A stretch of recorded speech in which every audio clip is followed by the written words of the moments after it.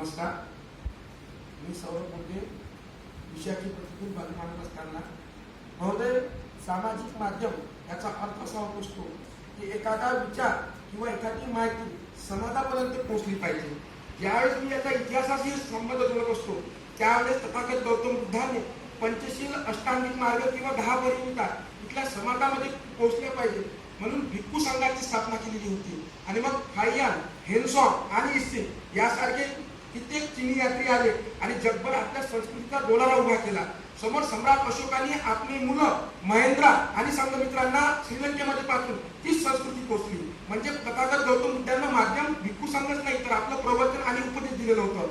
नंतरच्या काळामध्ये संत तुकाराम, संत ज्ञानेश्वर महाराज किंवा संत एकनाथांनी अभंगाच्या माध्यमातून इथल्या समाजामध्ये असणारा तो द्वेष मिटला पाहिजे यासाठी मानवतावादी विचार केलेले होते. नंतरच्या काळामध्ये ज्यावेळेस मी बघत असतो, ज्या युनिव्हर्सिटीमध्ये मी शिकत आहे ती युनिव्हर्सिटी राष्ट्रसंत गाडगे महाराज आणि त्याचबरोबर राष्ट्रसंत तुकडोजी महाराजांची सुद्धा हे परस्परपण झालेली भूमी आहे. गाडगे बाबांनी कीर्तनाच्या माध्यमातून कीर्तन हे माध्यम ठरवलं होतं आणि समाजामध्ये असणारा द्वेष कमी झाला पाहिजे किंवा दूर झाला पाहिजे हा प्रेरणा केलेली होती. आणि राष्ट्रसंत तुकडोजी महाराजांनी सुद्धा भजनाच्या माध्यमातून हाच विचार प्रेरणाचं काम केलेलं होतं.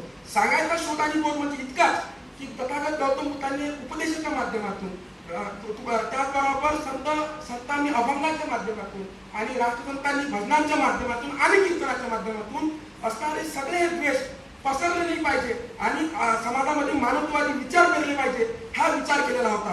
परंतु ज्यावेळेस मी आज विचार करायला लागत असतो की समाजामध्ये द्वेष का फक्त सोशल मीडियाद्वारेच केला जात असतो का, तर याचं उत्तर स्पष्टपणे मला नाही मिळत असतं. म्हणजे आमचा भारत देश स्वतंत्र होतो 15 ऑगस्ट 1947 रोजी आमचा देश स्वतंत्र होतो आणि त्याच्या दुसऱ्याच दिवशी हिंदू आणि मुस्लिमांची दंगल होत असते, लाखांना हिंदू आणि मुस्लिम मरत असते. त्या काळामध्ये कोणतं सोशल मीडिया होतं याचा प्रश्न मला इथला प्रतिस्पर्धी मैत्रिणीला विचारायचा आहे. याच्याही पलीकडे जाऊन ज्यावेळेस महात्मा गांधी यांची हत्या केली जात असते आणि मग मुसलमानी पैरवा घेऊन इथलं नथुराम गोडसे येत असतो आणि गांधींना मारत असतो, त्याच्या बाद समाजामध्ये जर तेढ निर्माण होत असेल तर मग काय केलं पाहिजे की आता समाजामध्ये लाखो लोकांना मरणार आहे म्हणून पटेल किंवा आपल्या त्या काळात असणारे पंतप्रधान असणारे नेहरू हे रेडिओमध्ये जातात आणि रेडिओमध्ये सांगत असतात की जो मारणारा होता तो सुद्धा एक हिंदूच होता. याचा अर्थ असा होतो की समाजामध्ये असणारा द्वेष रोखण्यासाठी आम्ही सातत्यानं प्रसार माध्यमाचा उपयोग केलेला आहे. आणि म्हणून मला असं वाटते की हा विचार आम्ही कुठेतरी केला गेला पाहिजे. इंदिरा गांधीची आत्महत्या होत असते, शिखांना मारलं जात असते आणि असे कित्येक सारे शिखी लोक तिथं मारत असतात. मला सांगायचं फक्त एवढंच की समाज माध्यम कधीच इथल्या द्वेष पसरवण्याचं काम करत नसते. तर मग समाज माध्यम द्वेष पसरवण्याचं काम करत नाही तर मग नेमकं द्वेष पसरवण्याचं काम होतं कसं असतं. तर मला असं वाटतं की इथली असणारी विचारधारा जे उच्च विचारसरणी आहे किंवा या समाजामध्ये विषमतावादी विचार पेरले पाहिजे यासाठी सातत्यानं समाजामध्ये जे दुर्गुण निर्माण केलेलं आहे हे सर्व जाणून दुर्गुण मला दिसत लागतं.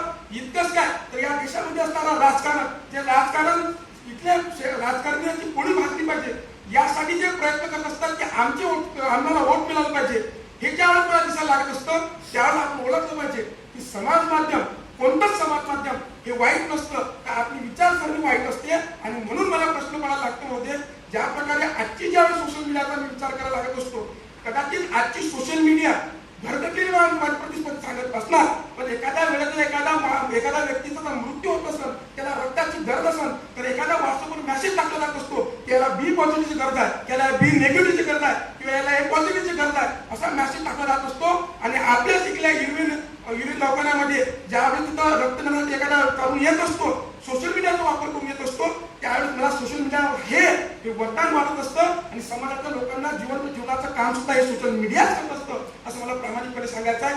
इथपर्यंत हा विषय महत्वाचा नाही आहे. समाजामध्ये असणारं सर्वात महत्वाचं माध्यम कोणतं आहे तर ते शिक्षण असतं. पण ते शिक्षणासाठी इथला सर्वसामान्य गोरगरीब शिकू शकत नाही, त्यांचे वडील त्यांना शिकू देत नाही, ते फक्त पोटाची खळगी भरण्याचा प्रयत्न करत असतात. परंतु ज्या वेळेस त्यांना शिक्षणासाठी आपण शिकलं नाही पाहिजे म्हणून एखादी माझ्याच गावातली मुलगी ज्यावेळेस सोशल मीडियाचा वापर करते, तिच्यापाशी सबस्क्रिप्शनसाठी पैसाही नसतो, त्यावेळेस ती युट्यूबचा वापर करते. युट्यूबच्या माध्यमातून दिल्लीमध्ये बसणारे विकास टीव्हीवर एखादा व्हिडिओ बघत असते किंवा एखादा महाराष्ट्राचा एखादा कोणता विठ्ठल कामणी किंवा कराडी सारखे व्हिडिओ बघत असते. आणि आमच्या देशात माझ्या गावातलीच महिला ही PSI बनत असते त्यावेळेस मला असं वाटतं ही सोशल मीडिया घरी बसल्या बसल्या इथल्या तरुणांना PSI बनू शकत असते. सांगायचं फक्त एवढं की सोशल मीडिया काही वाईट किंवा खराब नाही आहे किंवा चांगलं नाही आहे. याच्या माध्यमातून आमची विचारसरणी जर वाईट असली तर सोशल मीडिया सुद्धा आम्हाला वाईट दिसू शकतं. सोशल मीडिया ही दुधारी तलवार आहे. म्हणजे आमच्या घरामध्ये एखादी माचीस असते ती माचीस ना आम्ही आमच्या घरातली चुलही पेटू शकतो आणि आम्ही आमच्या स्वतःलाही पेटू शकतो. आमच्या घरामध्ये असलेला चाकू हा भाजीही कापू शकतो आणि आज चाकूनं आम्ही आमची नसी कापू शकतो. हे आम्ही ओळखलं पाहिजे. म्हणून माध्यम कोणतं वाईट नसतं तर माध्यमामध्ये असणारी विचारधारा वाईट मला दिसून येत असतं. हे सरळ गोष्टीने आम्ही विचार केला पाहिजे.